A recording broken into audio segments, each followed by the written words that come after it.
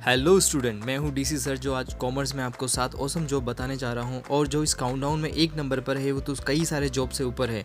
अक्सर स्टूडेंट 10 के बाद कन्फ्यूज़न और टेंशन में रहते हैं सब्जेक्ट सिलेक्शंस को लेकर और कई सारे स्टूडेंट तो अपने 10 बोर्ड के मार्क्स को ध्यान में रखकर सब्जेक्ट सेलेक्ट कर लेते हैं और कॉमर्स सब्जेक्ट को तो एवरेज स्टूडेंट के लिए मानते हैं और सोचते हैं कि कॉमर्स लेंगे तो जॉब अपॉर्चुनिटीज़ मिलेगी या नहीं मिलेगी।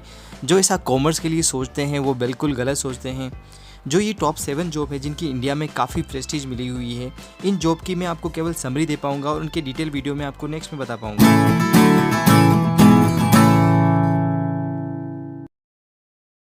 नंबर 7 पर आती है banking job. Student, banking job को वाइट कॉलर जॉब माना गया है, यानी कि ये एक प्रोफेशनल और मैनेजरल वर्क होता है।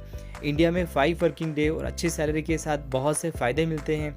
आपको जैसे पता ही है, बैंकों ने अपने आप को बहुत बड़े बड़े शहरों से लेकर छोटे छोटे गाँव तक भी अपनी पहुँच बनाई है, जिसमें बहुत सी जॉब अपॉर्चुनिटीज़ है और आगे भी बढ़ती जाएगी।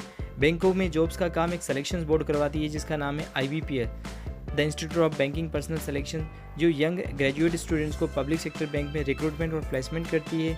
IBPS हर साल 8,000 से 10,000 जॉब्स बैंक PO और बैंक क्लरिकल में करती है। अगर बात एलिजिबिलिटी की जाए तो आपके पास ग्रेजुएशन किसी भी स्ट्रीम में, साथ में अगर आपके पास कंप्यूटर लिटरेसी है तो आप जॉब के लिए एलिजिबल होंगे। बैंक PO की सैलरी की बात की जाए तो ये 40 to 45,000 पर मंथ मिलती है। बाद में प्रमोशन होने पर ये इंक्रीज होती रहती है। नंबर 6 पर आती है लीगल जॉब। अगर आप में बात करने की कला है, आप किसी भी टॉपिक पर आर्ग्यूमेंट कर सकते हैं तो आप अपने फ्यूचर में एक अच्छे लॉयर साबित होंगे। आपने कई सारी मूवीज़ में एक लॉयर को क्रिमिनल को सजा दिलाते हुए और निर्दोषों की रक्षा करते हुए देखा होगा, या जस्ट इसका उल्टा भी देखा होगा। एग्जाम्पल के तौर पर मिलाद, तारीख पर तारीख, तारीख पर तारीख, तारीख पर तारीख, तारीख पर तारीख मिलती रही है, लेकिन इंसाफ नहीं मिला मिलाद, इंसाफ। जनरली आप 3 तरह के लॉयर बन सकते हैं।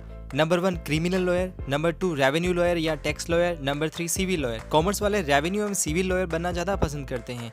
आप लॉ करने के बाद अपनी स्वयं की एक लॉ फर्म भी ओपन कर सकते हैं या गवर्नमेंट में लीगल ऑफिसर भी बन सकते हैं। अगर आपको नेशनल लॉ यूनिवर्सिटी में अगर आपको पढ़ना है तो जो कि इंडिया में केवल 22 है, इसके लिए तो आपको एक एग्ज़ाम क्लियर करना होगा जिसका नाम है CLAT, common law admission test, जिसकी एलिजिबिलिटी 12th एनी स्ट्रीम। इसमें आपको 5 year BCom LLB integrated course में एडमिशन मिलेगा। अगर आप टॉप 5 नेशनल लॉ यूनिवर्सिटी से अगर पास आउट है तो आपकी एनुअल सैलरी 14 to 15 लाख होगी और रेस्ट ऑफ लॉ यूनिवर्सिटी 8 से 10 लाख रुपए होगी।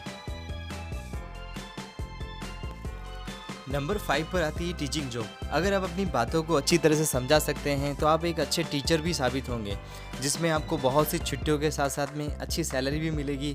आप भी मेरी तरह किसी कॉलेज या स्कूल को ज्वाइन एज ए प्रोफेसर या लेक्चरर ज्वाइन कर सकते हैं। कॉलेज प्रोफेसर के लिए आपको अपनी मास्टर डिग्री यानी कि आपको MCOM के साथ में नेट JRF एग्ज़ाम क्लियर करना होगा और साथ में आप PhD भी कर सकते हैं। अगर एक गवर्नमेंट असिस्टेंट प्रोफेसर की सैलरी देखें तो वो 12 से 51 लाख रुपए वार्षिक हो सकती है। अगर हम एक गवर्नमेंट स्कूल और लेक्चरर्स की सैलरी देखें तो ये आफ्टर प्रोबेशन 60 से 70 हज़ार मंथली होगी।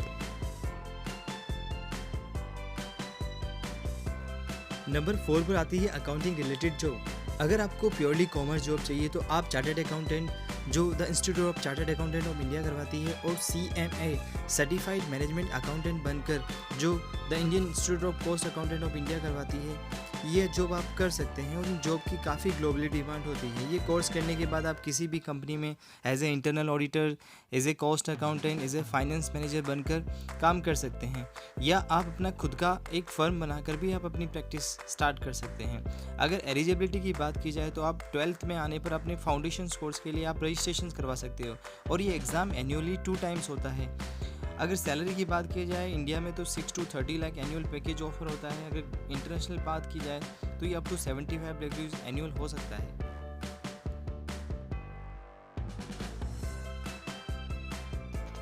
नंबर 3 पर आती है मैनेजमेंट जॉब। अगर आपका सपना किसी बड़ी मल्टीनेशनल कंपनी में मैनेजर पोस्ट पर पहुंचकर करोड़ों के पैकेज को लेना है तो आपको अपना admission IIM Indian institute of management में करवाना होगा, जिसके लिए आपको एक एंट्रेंस एग्ज़ाम क्लियर करना होगा।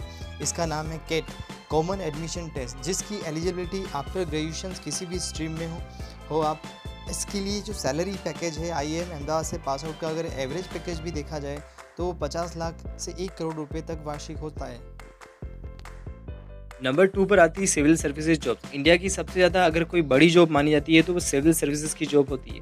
जिसकी 3 कैटेगरी मुख्य है। Number 1 IAS Indian administration services, number 2 IPS Indian police services, number 3 IFS Indian foreign services.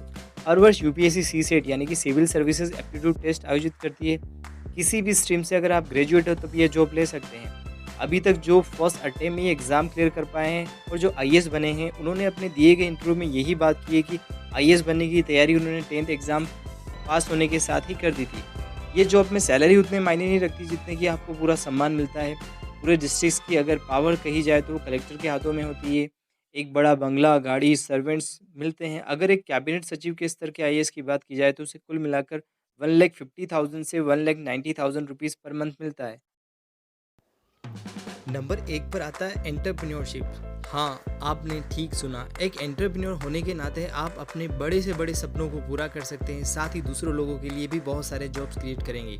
अगर आज हम बात करें रिलायंस के फाउंडर धीरूभाई अंबानी, टाटा के फाउंडर जमशेदजी टाटा और अभी हाल ही में रईस बने डीमार्ट के राधा किशन दमामी की, तो शुरुआत में ये सब आपकी तरह ही थे, परंतु इन्होंने अपनी मेहनत से अपने सपनों को साकार किया और साथ ही देश की इकोनॉमी के ग्रोथ में भी इनका बहुत बड़ा योगदान है और लाखों व्यक्तियों के लिए ये रोजगार क्रिएट कर रहे हैं। कॉमर्स सब्जेक्ट आपको शुरुआत से ही मनी की इम्पोर्टेंस और ये कैसे वर्क करती है आपको शुरुआत में सिखाया जाता है। साथ में कंपनी के बैलेंस शीट व कैश फ्लो की जानकारी देते हैं जो आपको अपने खुद के बिजनेस को स्टार्ट करने और उसे लॉन्ग रन में सक्सेस भी बनाएगी, जिसे आप अपने बड़े से बड़े सपनों को पूरा कर सकते हैं। और एंटरप्रेन्योर बनने के लिए कोई एलिजिबिलिटी भी नहीं होती है। स्टूडेंट्स, ऐसी ही करियर गाइडेंस आपको रेगुलरली मिलती रहेगी, तो मेरे इस चैनल को सब्सक्राइब और वीडियो को लाइक और शेयर जरूर करें।